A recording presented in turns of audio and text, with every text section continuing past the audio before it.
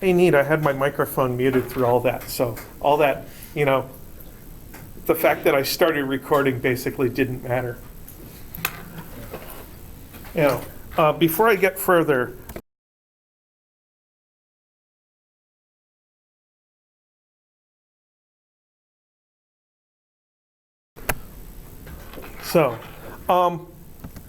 you should plan on coming to visit me and talk to me about physics and math or whatever other science question you want to ask. And in order to do that, you have to know where I live. I basically live in the NRC building, which is across campus, past the parking garage, past Tidal Hall, across the street. It's the second building from the bay with the flags in front of it, is the Carlos Trown Natural Resources Center. And in that building, I am in room 1111, which I have to explain where it is because it's not on a regular hallway. In order to get to room 1111, you have to go inside room 1100 first, which is why I put that there. So once you get inside there, then you can find another little hallway to go down and find my office.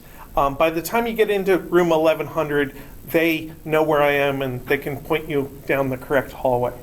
And then once you finally find me in room 1111, there you will find answers and knowledge and possibly candy. Because in order to make your way back across campus, you're going to need to supplement your sugar level a little bit. So that's the where that I have my office. The other thing you need to know is when. Nominally, my office hours are in the afternoons, in the early afternoons, from 1 until when I have class. And on Tuesday, Thursday, I have class at 2 o'clock, so it's 1 to 2.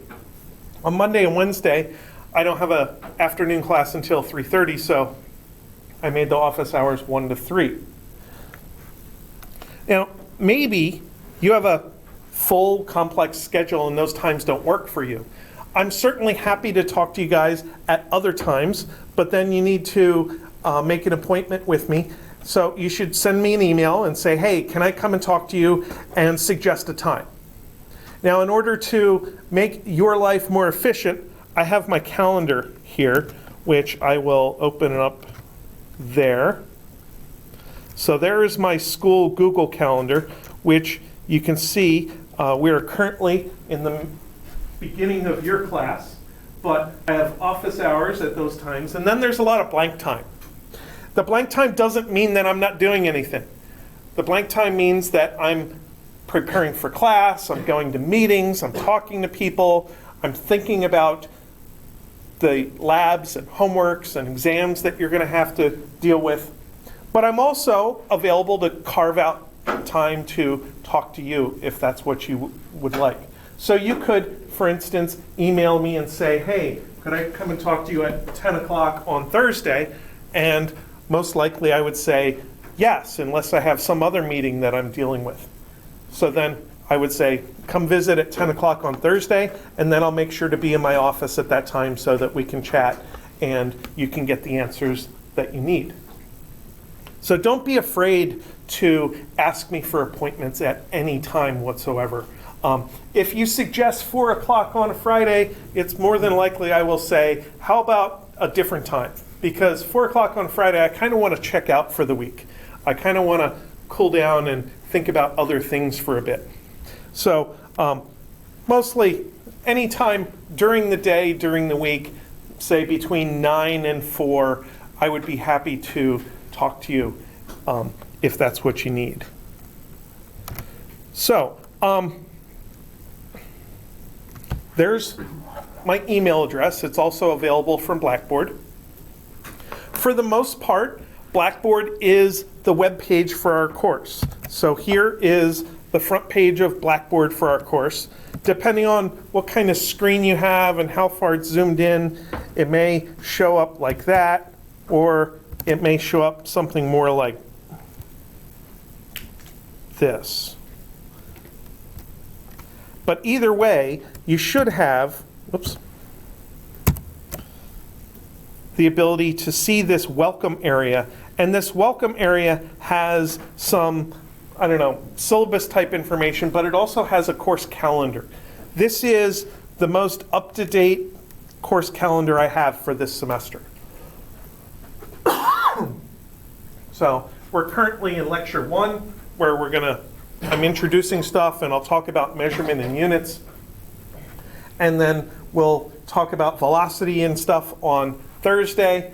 And eventually we'll get down to here, the last week of February, second of the last week of February, where we'll have an exam. So we'll go over chapters 1 through 4 and then have exam 1. And then we'll spend time talking about chapter 5 and take some sampling from some other chapters. And then we'll have exam 2. And then we will cover a few things about energy and momentum. And then we'll have a final exam at the end of the semester. I do not like to have an exam 3, a regular exam right before the final. I think I can just put those questions on the final. So the last day of class, the last week, will be basically just reviewing on the last Tuesday of class. And then that Thursday of week 15, we don't have class on reading day. And then I think your final exam is scheduled for Thursday, May 14th, the last day of final exams. So in the homework column, you can see that there are basically 2 homework assignments scheduled for each exam, and they'll be due on Sunday night before the first day of class. So the first homework will be due like Sunday, February 2nd at 11:59 p.m. It's not available yet, but it'll be available in plenty of time for you to work on it. So there is a second website that I like to use for distributing information to you. I call it the course web folder because on my computer it's just a folder where I drop PDF documents and they automatically get synchronized to the web. And that's what this thing is. So I put a couple of bookmarks there at the top of it. And you might want to bookmark that yourself so that you don't have to log into Blackboard every single time that you want to access the things that are in here.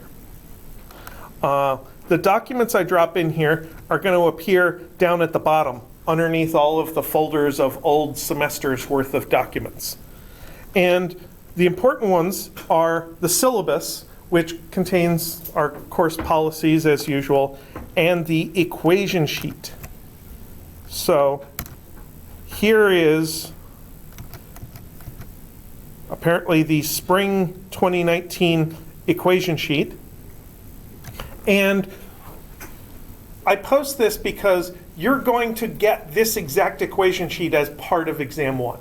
So I'll print you off a fresh copy with no margin notes or anything, so everybody has the exact same thing. And it has a bunch of conversion factors. It has the quadratic formula in case you don't remember it. It has the SI prefixes here so that you don't have to memorize those. And for the first exam, we're basically going to be going through this block of equations here as we study the field of physics that is called kinematics.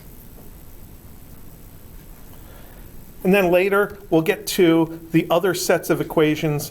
And it's my belief that these equations are enough for you to solve any analysis that we're trying to do this semester. I think it's a good idea for you to print this out and use it while you're working on your homework. Then your brain will get used to where the equations are, and you'll get used to which equations you should be using. And I think it'll make the exams a lot easier. So do make yourself a copy of the equation sheet. The only other document there right now is the syllabus. And I already talked about this part. What is Physics 1? We're going to go over the part of physics called mechanics. which is how things move. I'll get into that a little more as I talk about physics. You should have successfully completed Calculus 1 by now, and we will talk about calculus once in a while and how what we're doing is related to especially derivatives. You should be enrolled in the SMTE 0095 safety seminar. Now you have to complete that by the 12th class day. You might find out when you log into Blackboard and click on the safety seminar for this semester that there's already a grade in there for you of 25 out of 25 on the safety seminar quiz. That means you don't have to do it again. So if you took it in the fall, then they carried your grade over, or maybe even if you took any other safety seminar in the fall. Yeah? So like I took mine for chemistry. Right. And they gave me the 25. So I don't Great. So if you click on that one this semester and it's already filled in, you don't have to do it. Yep. So like even from my chemistry class last semester, if it says 25 out of 25 on it, I don't have to do it. Right. So you can definitely pull up a valid completion certificate in this course for this spring, but if you have any of the completion certificates from last fall, your lab instructor should accept that as well. Not last summer, just last fall. Fall of 19. All right. We do have a textbook. Our textbook is Physics for Scientists and Engineers, 10th edition by Surway and Jewett.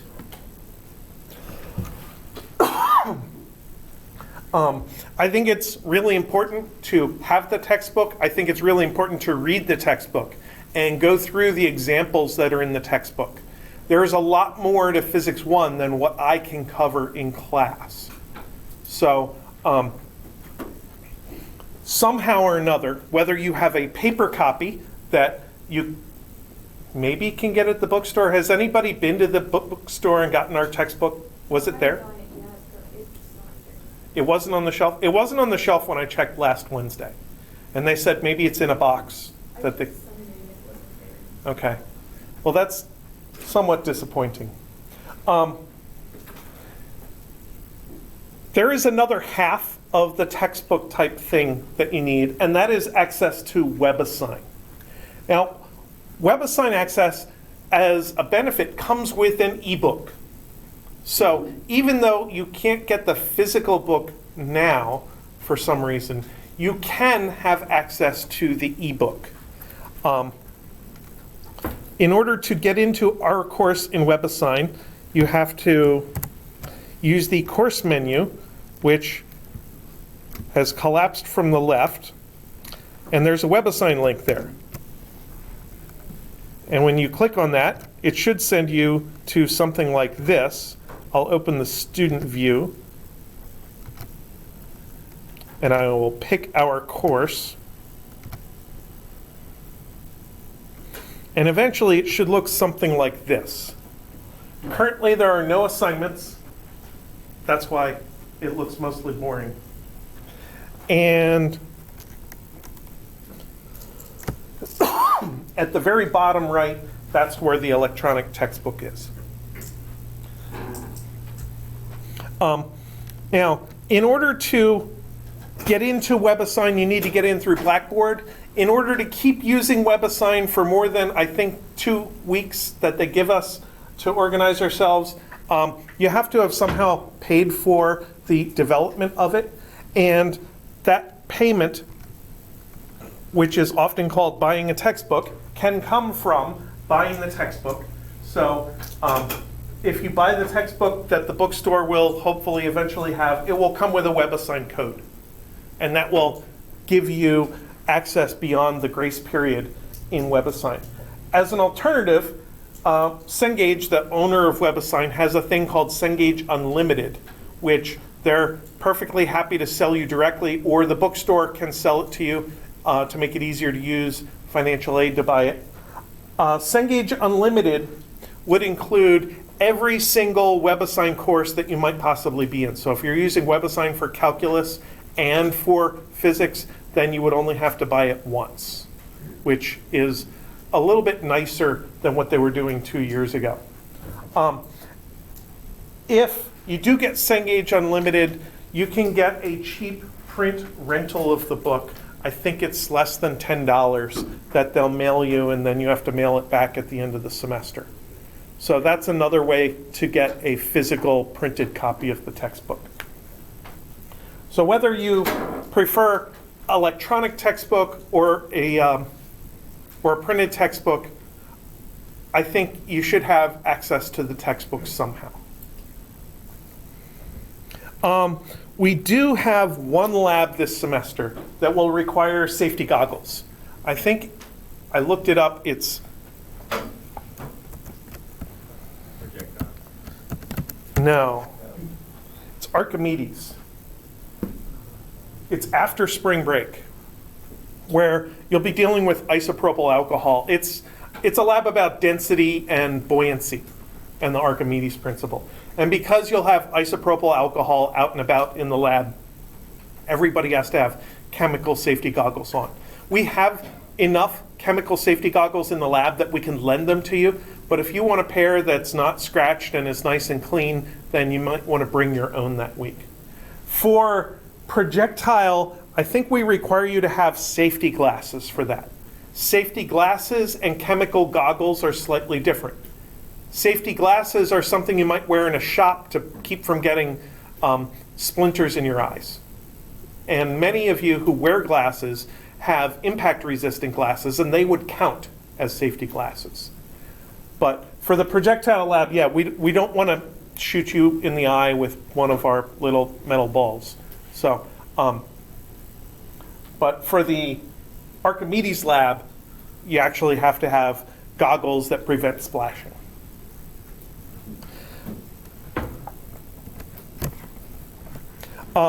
The lab attire for physics is closed-toed shoes. And you are allowed to wear shorts. You do not need a lab coat in the physics room. Yes. I was teaching physics labs several summers ago, and it was just too hot. And I went over to environmental health and safety, and I said, we should be allowed to wear shorts in the lab. And they said, well, the policy is people need long pants in every lab. And I said, well, change the policy. And they said, okay. Sometimes you win those battles. So ever since then, we've been allowed to have shorts in the lab. If we have moving equipment, we may want you to tie long hair back because our lab instructors are not certified hairdressers.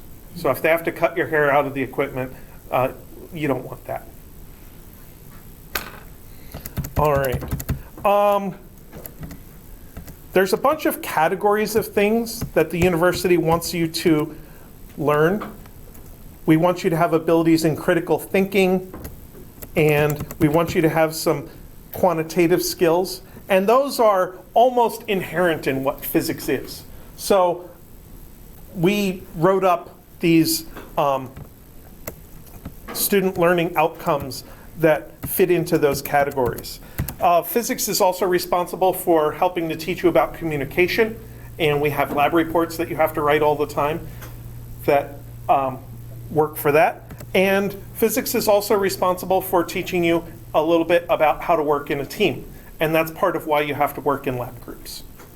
So there are lots of learning objectives that fit into the university's assessment plan that our course fits into. I don't really want to talk about that. We do have a laboratory policy document that probably once you go into lab for the first time you should read so that you understand exactly what's expected of you in lab. What do I want to talk about? That's what I want to talk about. Grading. You probably want me to talk about grading. So there are lots of assignments and exams that are all going to go together to determine your grade in this course.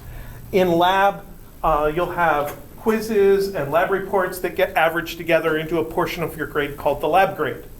You're going to have lots of homeworks, and then every once in a while I'll take attendance. Those will go together in the homework and attendance grade. And together they account for 40% of your course grade.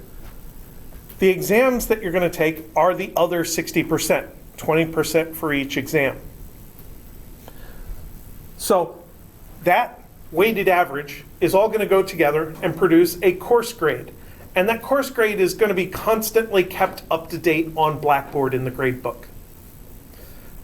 The question then is, how do I turn a course grade, which is a number, into a letter grade, which is going to go on your transcript? That's a process that I'm not going to do until the end of the semester. And at the end of the semester, I will look at the list of numerical grades and decide, what does it take to get an A in this course? What does it take to get a B? Nominally, it's going to be 90, 80, 70, 60. So that's the starting point. Maybe I'll look at the grades and say, I had too many difficult exams this semester. I need to use a more lenient grading system. If that's necessary, I'll do it then, at the very end of the semester. So you should go into it thinking that you need to get that 90% to get an A. But it's entirely possible that an 87 might get an A. But nobody knows, not even me, until we get there. Really, I kind of go for the class average being a middle to a high C. I mean, in our course catalog, the grade C is defined as average. That's the word that's next to it. So physics is traditionally one of the more difficult courses that university students have to take. So if the average in a physics course is a middle to a high C, that seems, it seems more than enough. Now, that being said, there are a couple of ways that I have built into the grading system to help you boost your grade, to boost your numerical grade before we even get to how do I turn numbers into letters.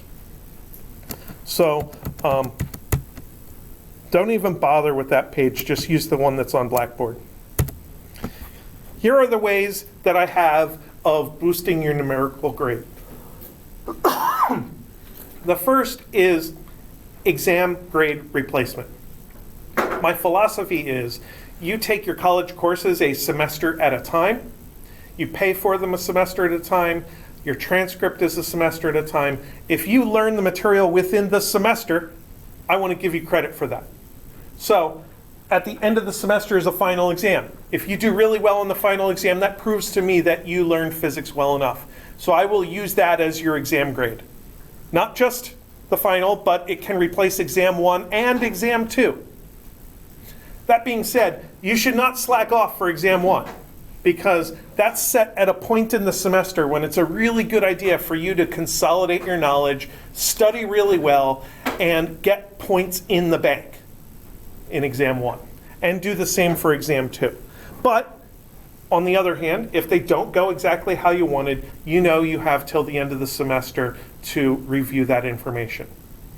Don't leave it all till the end of the semester. There's a lot going on toward the end of the semester. You do not have time to learn physics at the end of the semester. It takes about, let's see, physics is a 4-credit course, and there's 15 weeks in the semester. And for 4 credits, that's about, it takes about 180 hours to learn Physics 1, total. Now, 3 hours a week is in lab, and 3 hours a week is in lecture. But that is only around 60 hours out of the 180. That's not all of it. So you need to do a lot of studying and working on homework and stuff on your own. And if you leave it until the first week of May, there are not 180 hours between May 1st and May 14th in order to learn Physics 1. So you're going to need to space it out a bit. Now, the exam grade replacement is only the first of 3 ways that I have for you to boost your grade. The second way is this 25% extra credit for doing homework early. So for every question that you work on, at least 3 days ahead of time, instead of getting a point, you'll get 1.25 points in WebAssign. And that will automatically go into the Blackboard gradebook. Well, it manually goes into the Blackboard gradebook. And that could add to your grade. And then the third thing is, I decided that when I do take attendance, like today, I'm going to count it as bonus homework points. So for being here today and trudging through all of this lousy syllabus type information, you get 1 bonus homework point. And that counts the same as a homework question in the numerator for calculating your homework average, but without a number in the denominator. All right. So that's pretty much all of the syllabus type stuff that I want to go over out loud. The syllabus is a document. The whole thing's there so that you can read through it. If I do have to revise it, I'll announce it in class. And I do want to point out that we have a very active disability services office. So if you feel that there's some accommodation that the university should make in order to help enable you to overcome a health condition and still succeed here, then they will help you organize that. They will help me organize that. And I've already gotten a few notifications that there are some students who are going to be using the testing center there. I think that's great. So do go and talk to them if you feel that they have something that they can offer you, and whatever they decide as far as accommodations for a disability, I will go along with that and we'll figure out how to make it work. But like I said, the most typical one is using the testing center, and it provides a nice quiet place where you get a little bit of extra time. So if you can justify it, then absolutely go and use it. All right, I do not want to look at the syllabus anymore. So, does anybody have any administrative questions for me? All right, I don't have any other administrative comments. So that means that I can switch over to talking about actual, course content. I mean, just because it's the first day of class, that doesn't mean I should skip the work. We have stuff to do. Now, before I start getting into nitty-gritty,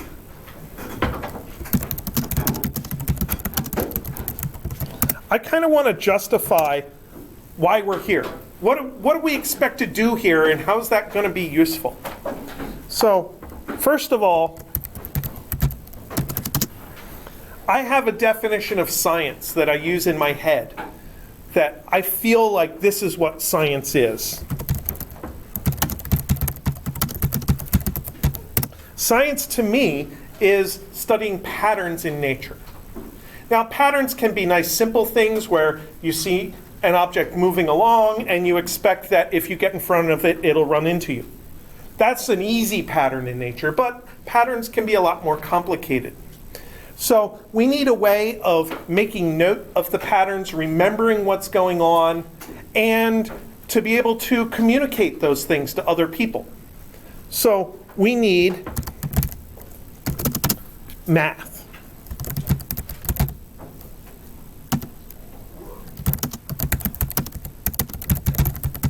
Mathematics provides us a language for talking about patterns. We have numbers and functions and graphs and all that kind of good stuff that comes with math. But math isn't just presenting data. Math is also manipulating things. Math provides us the logic to be able to combine two patterns together.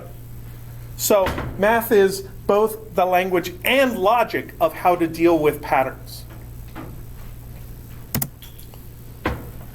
Finally,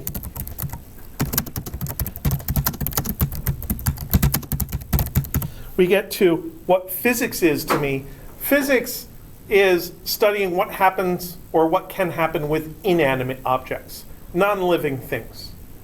That doesn't mean living things get to violate the laws of physics, but it's much easier to study non-living things than it is to study living things. To me, physics is the easiest science to study. I would not want to study psychology, for example. Psychology is just way too difficult. There are patterns in psychological behavior, but people aren't very consistent.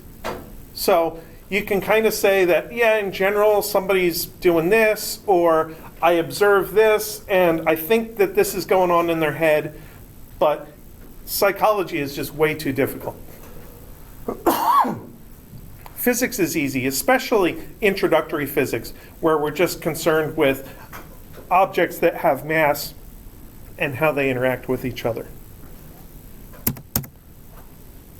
Now, the first thing we need to do in order to study how things, inanimate things, behave is we have to be able to turn an observation into numbers, into mathematics, and that's measurement.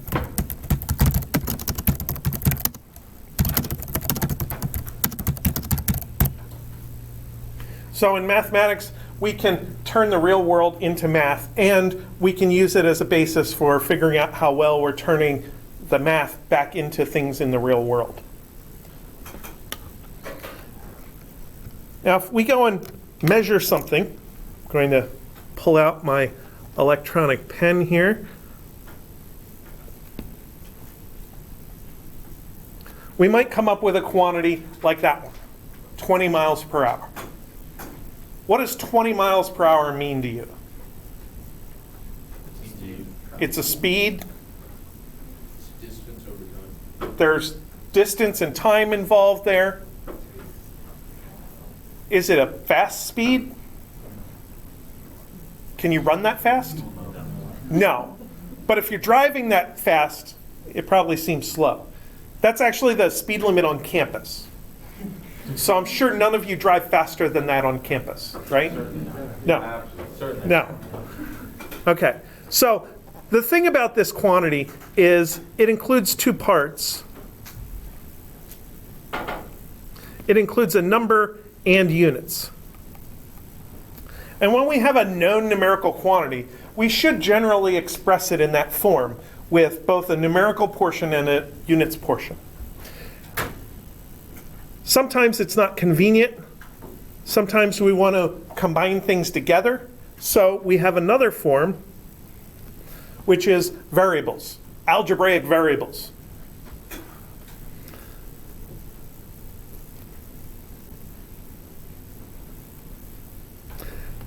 The main difference between science and engineering variables and mathematics variables is our variables include units as part of what they are. So when you see a V in my analysis, you know it's going to be a velocity, and you know it better be in units that are compatible with velocity.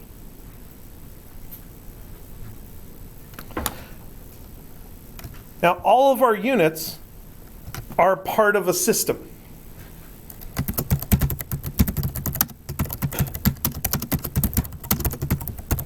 Called the International System of Units, which is abbreviated SI.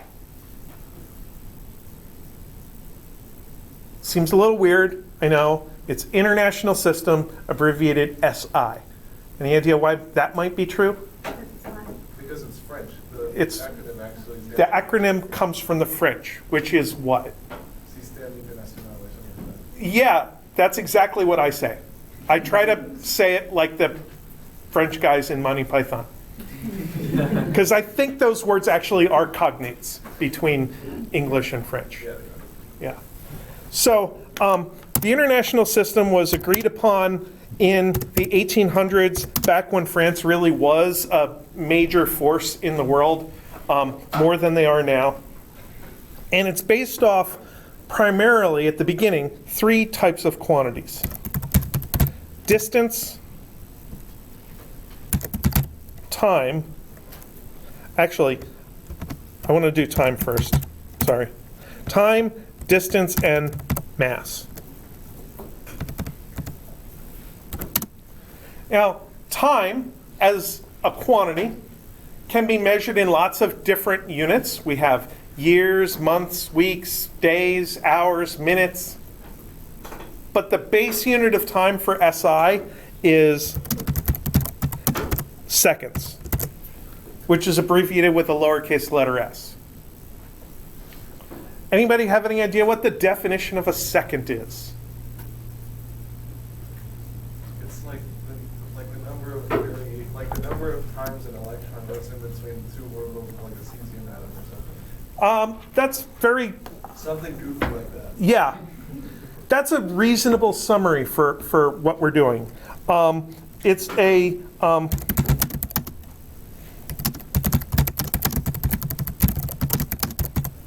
it's the time of a certain number of oscillations of a cesium atom.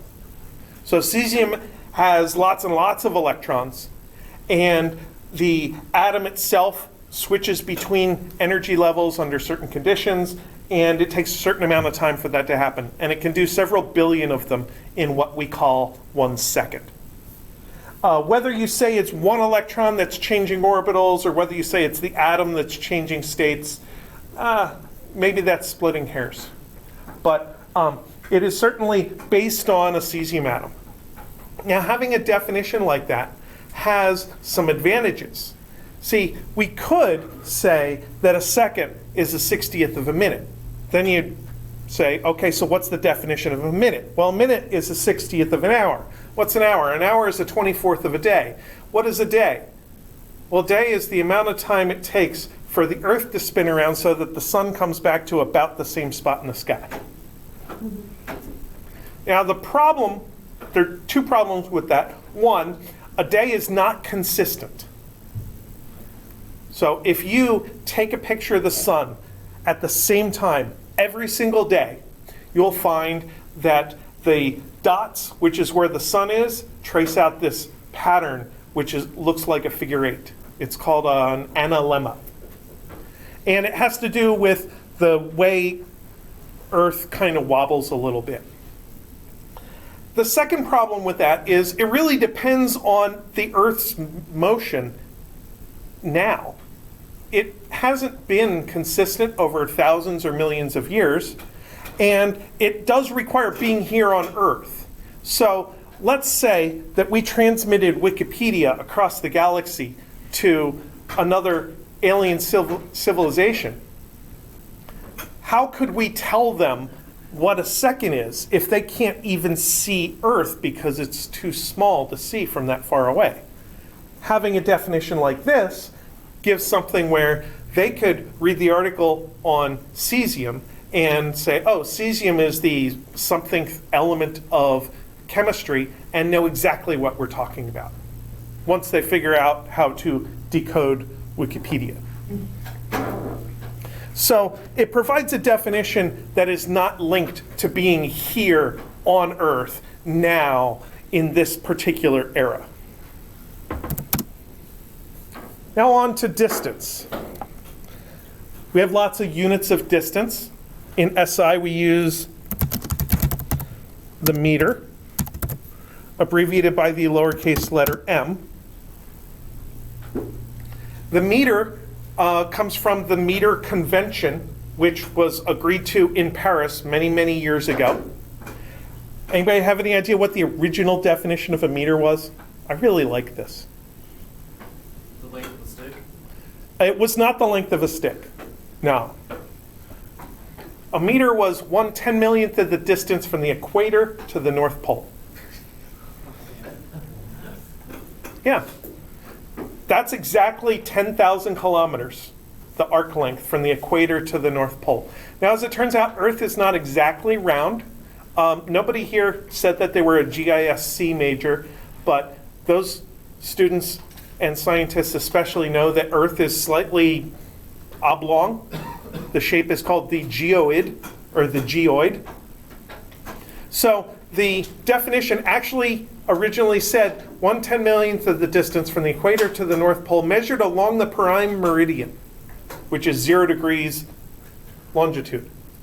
So that was a fairly specific definition. Nobody's ever measured it with a measuring tape because there's like oceans and African jungle and deserts and mountains and the Mediterranean Sea and England.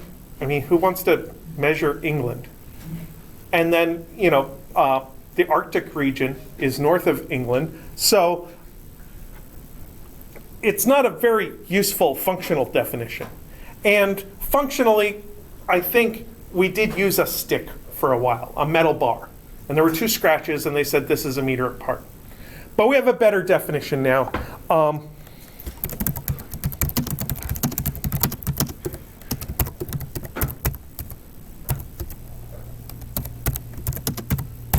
It's the distance light goes in a particular amount of time. Now, I'm really proud of myself because I just typed that without looking at my other notes. That is an exact number. It means that light will go 299,792,458 meters in 1 second. Exactly. Not a little more or a little less. As it turns out, light has a universal speed. Light travels the same speed everywhere in the universe as measured by every observer. That is a foundational principle of Einstein's theory of relativity, published in 1905, I think. And it makes a really good physical quantity to tie together our definitions of time and distance. Some physicists even measure distance in light seconds. A light second is, well, it's that many meters.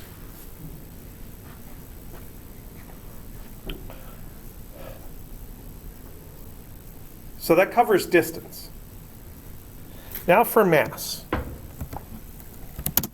Mass is a quantity that we'll be talking about a lot after exam 1. But mass is very closely related to the idea of weight, heaviness. And in English units, we would use pounds for mass, but in SI units, we use kilograms.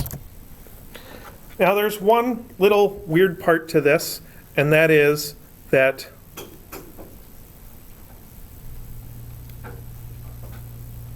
there's a K there. Kilo is part of the fundamental unit of mass. So the convenient unit, the gram, that you might use in chemistry class is not the fundamental unit of mass. And it doesn't work very well in physics equations. Now, like the other units, the kilogram has a definition. And for the longest time, the definition of the kilogram was the mass of a hunk of metal, a particular hunk of metal that was stored in a vault outside of Paris, France. Now, that doesn't do any good for these aliens who receive Wikipedia, because they're really far away. They can't get to Paris, France before we destroy ourselves. You know it's going to happen. So we need a definition that is more communicable, that's transmittable as information. And they wrestled over definitions for a while. I wanted them to use like 1/12 the mass of a mole of carbon-12, because for a while that the idea of carbon-12 was used to define what a mole is. And I thought, well, just define how much stuff is a mole, and then you can build mass from there. But apparently, it's very difficult to count out a particular number of carbon atoms. They stick to everything. And it wasn't a functional definition. And that was part of the requirements of the metrologists, the people who measure things, is they need a definition that is specific and unambiguous, but is also useful. So they ended up coming up with a definition that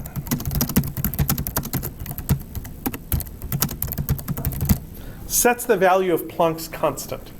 Planck's constant is a quantum mechanical variable that is related to how quickly an electron goes around in its orbit that it doesn't really go around, but we still say it goes around anyway.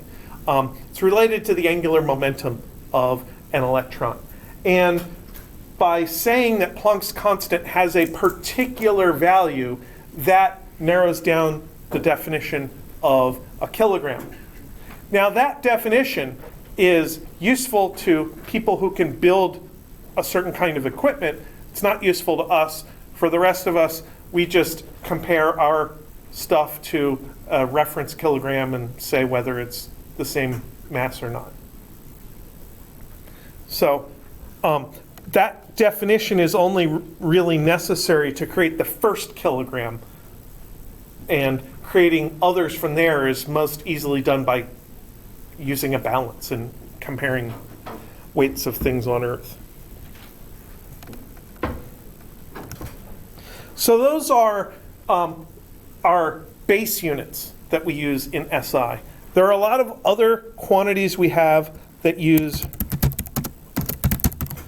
derived units.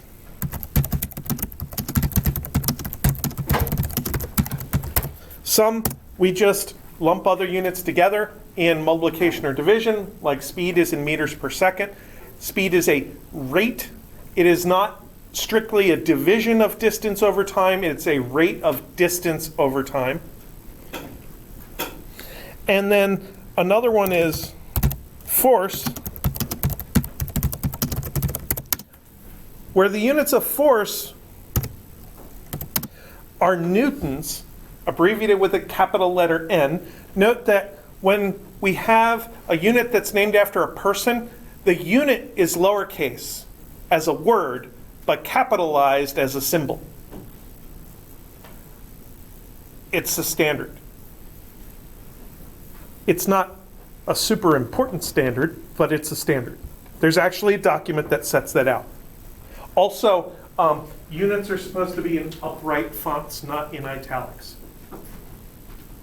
Yeah, they got that specific.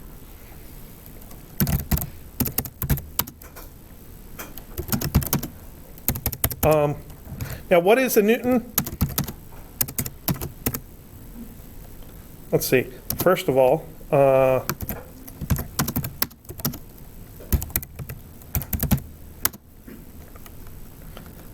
I'm building an equation in the equation editor, and there are commands in the equation editor that start with a backslash.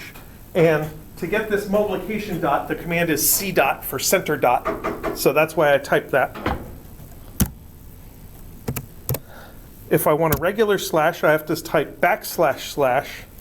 And then to get a squared symbol, like a superscript 2, use a caret 2. And when I hit the space bar, it'll make it into a superscript for me.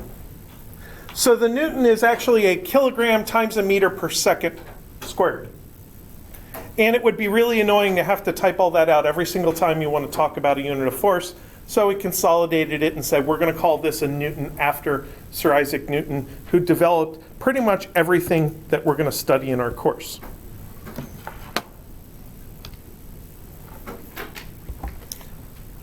So that's one thing I wanted to talk about kind of conceptually today. Let's see here. Oh, rename. Give that a name. Let's add a page.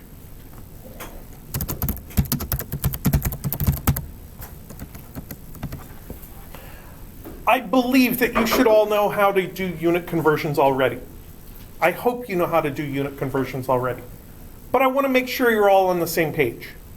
So I want to talk very briefly about how I do unit conversions. First method of unit conversions is called the factor label method. And in this method, maybe you have a quantity like V1 is equal to 20 mph. In the factor label method, you look for conversion factors, which are equalities between different kinds of units. That is at the top of the equation sheet. And here you can see that a mile is related to a certain number of meters. Hopefully you know that an hour is related to a certain number of seconds. There's another conversion factor up there. 65 miles an hour is 29.1 meters per second. So I'm going to write that off to the side. 65 mph is equal to 29.1 meters per second. So then I can just take this and multiply it by a fraction, which is technically equal to 1. How do you make a fraction that's equal to 1? You make the numerator and denominator the same thing. Here I have two things that are the same thing, so I put one of them in the denominator and the other one in the numerator. And then I get my result, which is 8.94 meters per second, is the same as 20 miles an hour.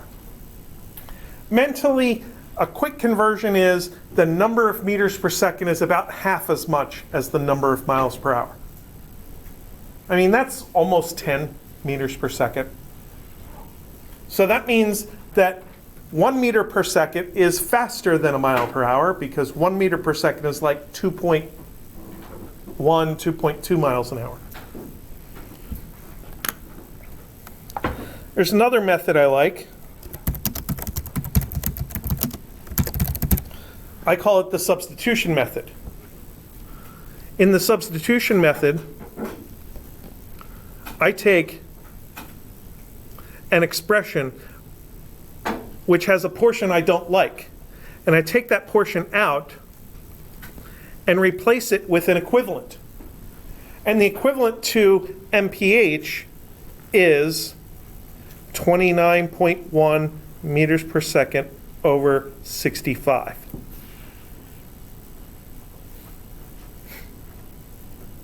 How do I know to replace mph with this particular fraction? I just take this equation, divide both sides by 65, and that's the fraction that I wrote here.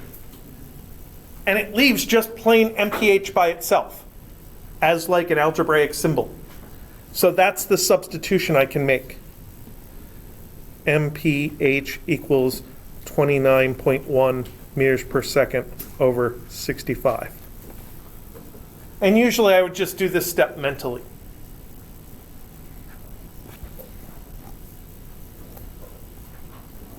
Another example of this is maybe I had a quantity 650 nanometers. A nanometer is a really, really small amount of distance. A nano itself is 10 to the minus 9. So I can take this thing and write it as 650 times 10 to the minus 9 meters. And typically, this step would occur in my head in between when I read a number and when I type it in on the calculator or write it on my paper. So I wouldn't typically write these two things next to each other. One form would be written in one place and the other form would be in another place.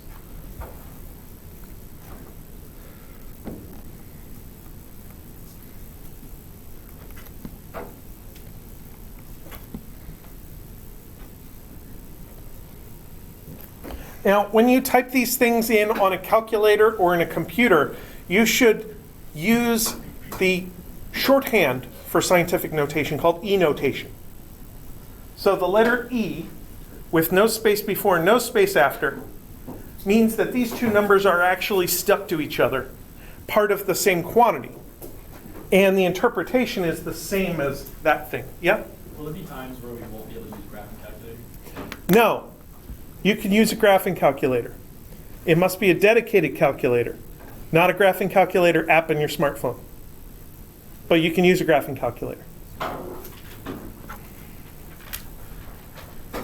So whether you're using your probably TI graphing calculator or whether you're using a computer in a C-based programming language like C, C++, Java, JavaScript, even things like Python and PHP and stuff like that, C# and Rust are all C-ish languages.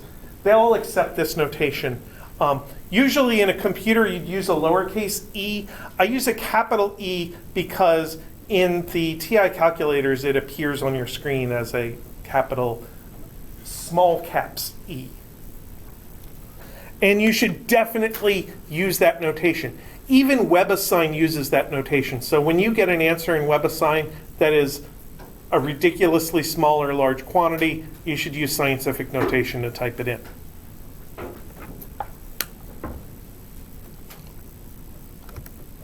Questions about that? Okay, I have one more thing I briefly want to talk about today, and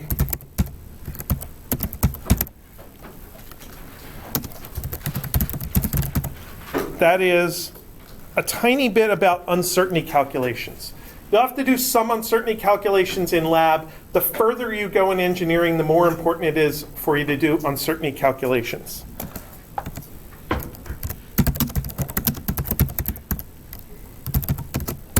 My thinking about uncertainty is based off to what I think of as easy principles.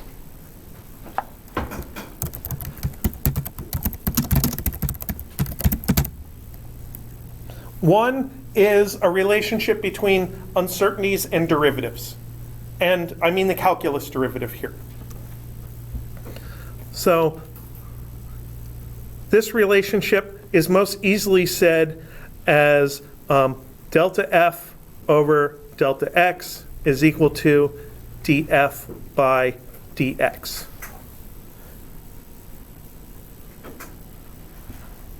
And we use the Greek capital letter delta symbol to mean different things at different times. It always means some kind of a difference between things.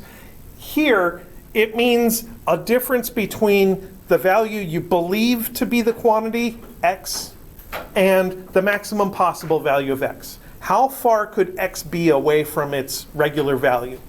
That's the uncertainty of x. So if I measure the length of this desk, and I say this desk is 2 meters long plus and minus 10 centimeters. That 10 centimeters is the uncertainty of the desk. And I'm basically saying, I believe this desk is 2 meters long, but it might be 2.1 meters. It might be as small as 1.9 meters. So that's the delta of that measurement, or the uncertainty of that measurement. So these are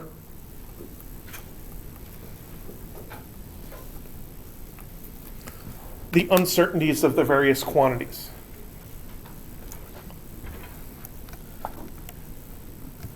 And the other principle that I use when thinking about error calculations is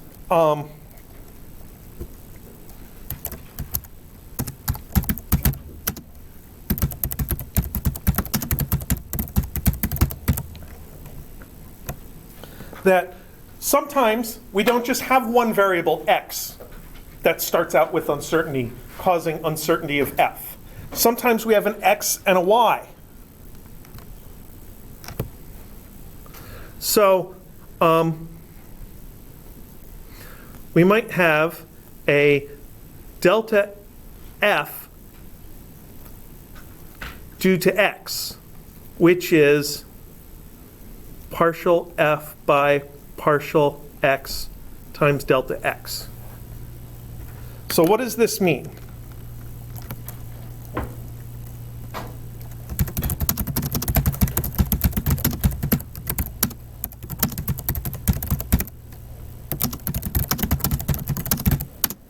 So the left side, that notation that maybe I just made it up for all we know, means that that quantity f has some uncertainty in it. And there's a contribution toward f's uncertainty. And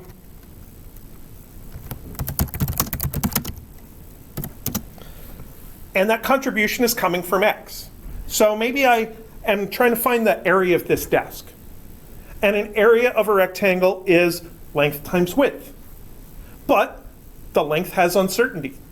So because of the uncertainty in length, that's going to lead to an uncertainty in area. That's what that means. That's what delta F subscript X is supposed to mean there. So there's a contribution toward F's uncertainty, toward the area's uncertainty because of X, because of the length. And it's equal to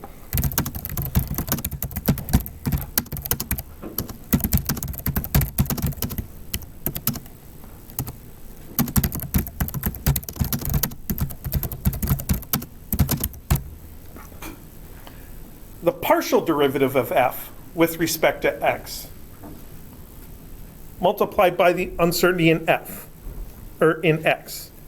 And the partial derivative, for those who haven't had it yet, just means that we're doing some calculation. There's a function, there's an equation we're going through.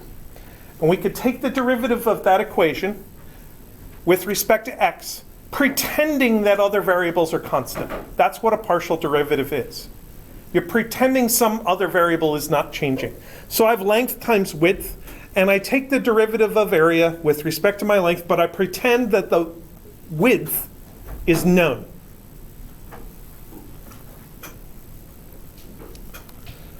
So, as an example,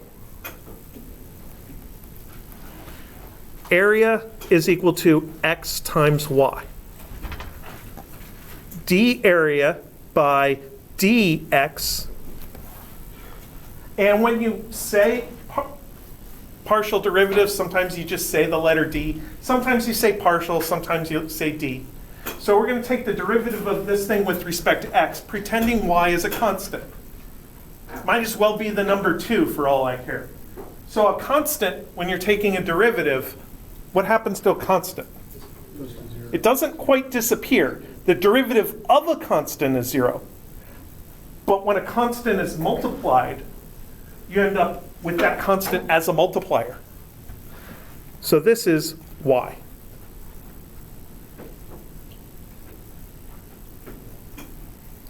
And then the derivative of x with respect to itself is 1.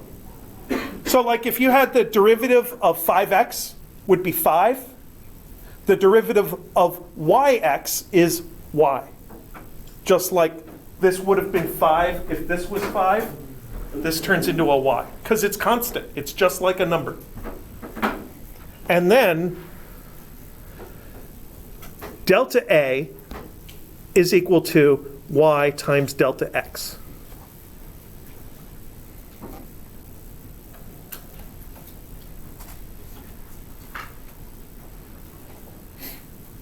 Now, there's something interesting that I can do with this, that everybody always does. And they don't ever tell you this part, which is actually, this is easy and straightforward once you get used to the idea of doing a partial derivative.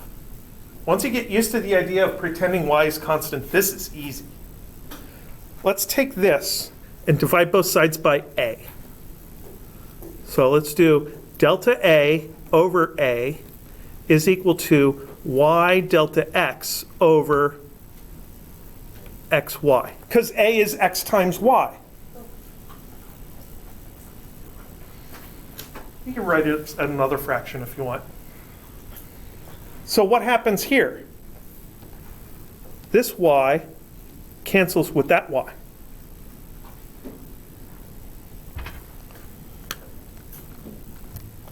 And we end up with a relationship that says delta A over A is equal to delta X over X. That's actually kind of neat.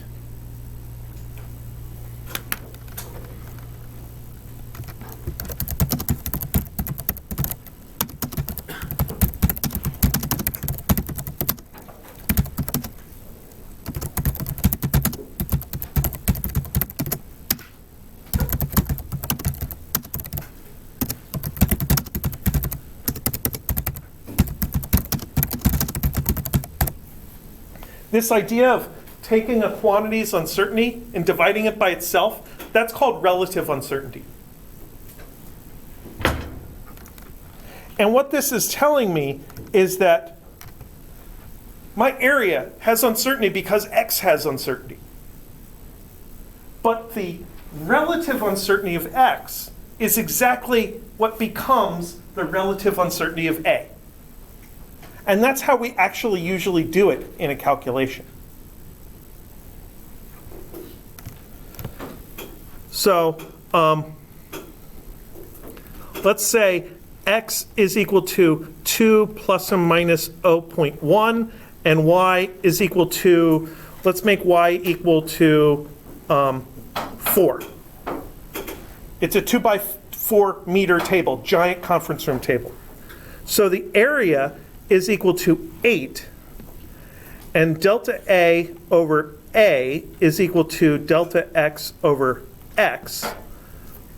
This is delta A over 8 is equal to 0.1 over 2.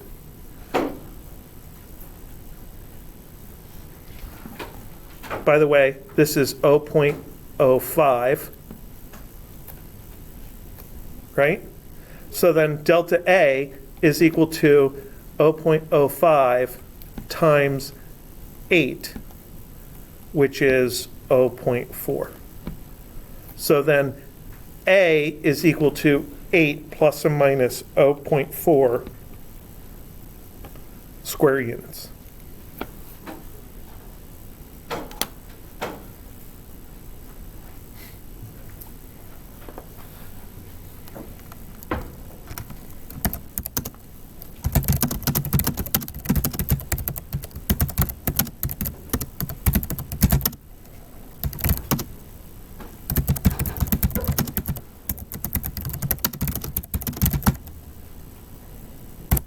Now, this section was called combining uncertainties. So what if both X and Y have uncertainty? You basically do this twice. Find the percentage uncertainty of A. That's what this is. This represents a 5% uncertainty of A. And do the same for, or of X. And do the same for Y, which maybe the 4 meters also has uncertainty. And then just add the percentages. And that is your total uncertainty of your final result. That's the method that we're going to show you in lab, probably by showing you a document on uncertainties. And it does have grounds in a basic calculus-based uncertainty approach that eventually you're going to have to get used to. All right, I think that's all I have for today. I should let you go home. Yeah. These notes will get uploaded.